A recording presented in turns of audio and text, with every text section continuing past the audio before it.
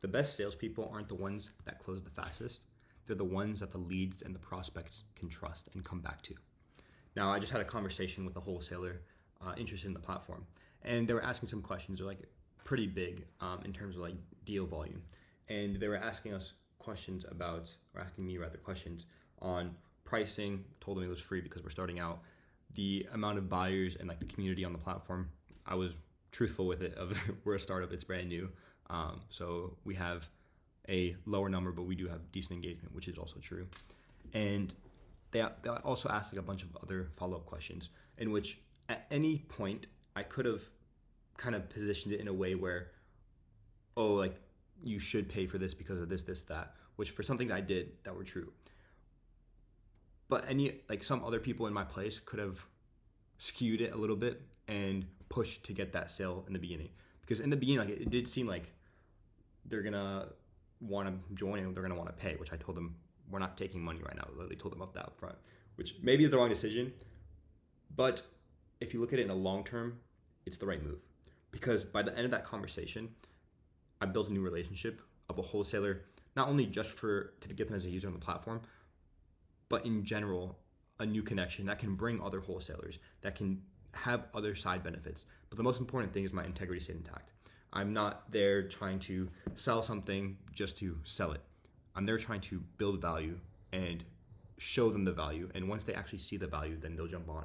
Now, the conversation ended at them saying they see the vision, they see the value, and they would want it. However, they don't think it's there yet for them to participate, which just means they're not an early adopter and that they need that sort of sense of security that other people are doing it for them to follow. Now, an analogy that I like that honestly is probably controversial because a lot of people in sales will say the best salespeople are the closers who can get things done right now. And they might be true if you're short-sighted.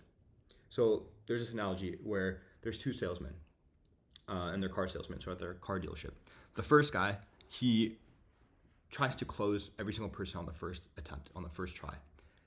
And he has the best record in the entire dealership. And then there's a second guy who all this guy does is try to make friends with the customers, try to be nice to them, be honest with them, tell them if the car sucks, if it actually does, instead of trying to get their money.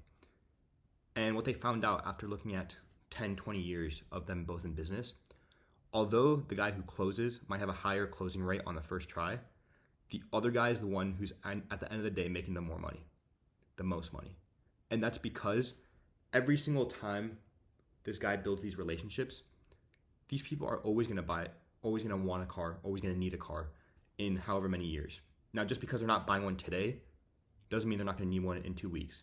And if he becomes a friend that they can go towards who's a car salesman versus a car salesman who, okay, you get along with, if the first identity in that customer's mind is this is a friend, this is a positive relationship, and as a plus, they do this business that I'm interested in. So let's say they own a car dealership or they're a salesman at a car dealership.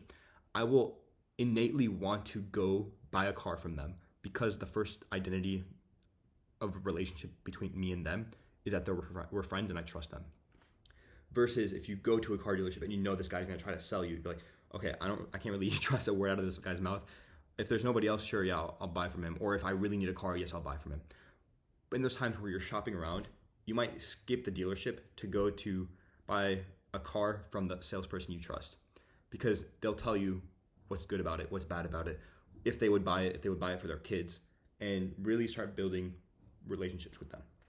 Now, in the first 5 years even, it would look like that person's behind. But I urge you to be that person because in 10 years, in 20 years, for the rest of your life, past that, it will play out and you'll find opportunities that first person could never dream of. So, if you judge me for not closing, go ahead and do that. I'm comfortable with it. And in some ways and some perspectives, I can see where this is like, you can say, okay, this is just cope. However, honestly and truly in my heart, I feel like this is the right way to do it. And this is the right way to build relationships with individuals, even if you're not pushing for the sale right now or even in the immediate short term. But by building these relationships, there's so many more positive outcomes that can come out with it. And that's not the reason I'm doing it, because even if tomorrow they're like, oh yeah, screw you, like we don't want to do this and we never will, it is what it is. I mean, first of all, okay, the only way I could have gone him in that case was if, like, let's say it was actually getting paid. I would get that first payment and then never a payment again, and it would be the same outcome. The second thing is you probably don't even want to have those type of people in your circle or in as user base. Now, I know you never want to say you don't want these type of people as users, but it's really true, especially when you start out. Like, you want to have a certain archetype of individuals that you're using your platform. You don't want, like, let's, for example, in wholesaling real estate, there's a lot of bad actors in the off-market space. It would be so detrimental for us to get a bad actor, even if they're like, oh, I'll pay you, I don't know, a couple $1,000s a month just to be on here. Now, cool, yeah, it's a couple grand, but they might be trying to make 20 grand off of a scamming, I don't know, whatever thoughts that came in my head. But at the end of the day, understanding the long run of building relationships and how the human works in why people buy and from who they buy, understanding that will help you become that second salesman who's in 10 years is making more than every other salesman, just for the fact that he's not trying to sell the fastest. That's all I got for you guys today. Peace.